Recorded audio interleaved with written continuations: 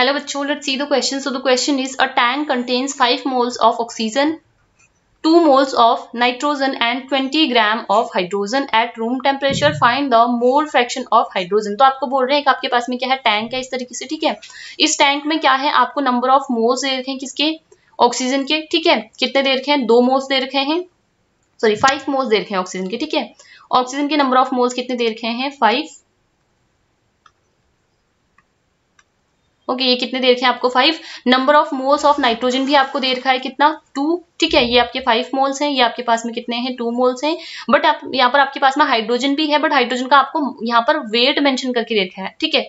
Number of moles mention करके नहीं दे रखे, तो हम यहाँ से number of moles of hydrogen भी निकाल सकते हैं, ठीक है। तो देखिए कैसे निकालेंगे, सिंस वी नो हमको क्या दे रखा है यहाँ पर, मास या वेट ऑफ हाइड्रोजन दे रखा है, ठीक है। That is given to us 20 gram. Now since we know जो नंबर ऑफ मोल्स होते हैं दैट इज इक्वल्स टू क्या होता है आपके पास में, given mass divided by molar mass होता है, ठीक है। गिवन मास आपका ग्राम में होना चाहिए, तो ग्राम में ही आपको दे रखा है। तो यहाँ से मैं number of moles of H2 निकाल सकती हूँ, that will be equals to आपका given mass of H2 in gram divided by आपका क्या हो जाएगा, molar mass of H2, right.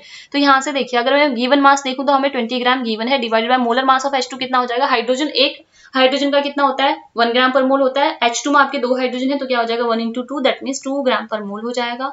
तो यहाँ से आपका ग्राम से ग्राम कैंसिल आउट हो गया, 2 से ये 10 टाइम कैंसिल आउट हो गया, आपका आंसर आ जाएगा 10 और ये पर मोल ऊपर आकर के मोल बन जाएगा। तो आपको 10 मोल्स यहाँ पर H2 को मिल गए, H2 के मिल गए। दैट मीन्स इस कंटेनर में जो आपके पास में number of moles of H2 है वो कितने होंगे, 10 होंगे। अब आपको यहाँ पर इस कंटेनर में आपके पास में जो भी गैसेज हैं उन सबके मोल्स पता चल गए, ठीक है।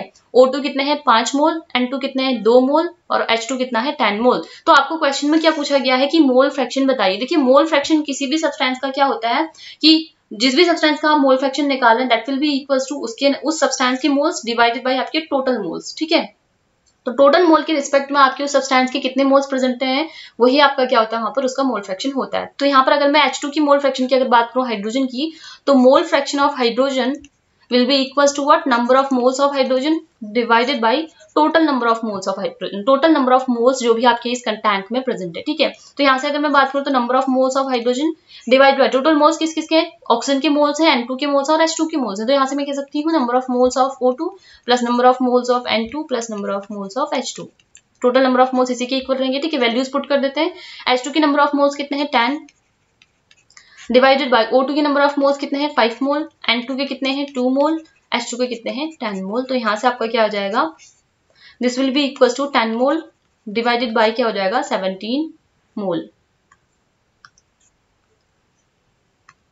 ठीक है। कितना हो जाएगा, 17 मोल, मोल से मोल कैंसिल आउट हो जाएगा। तो यहाँ से आपका जो मोल फ्रैक्शन ऑफ H2 आएगा that will be equals to what, 10/17, ठीक है।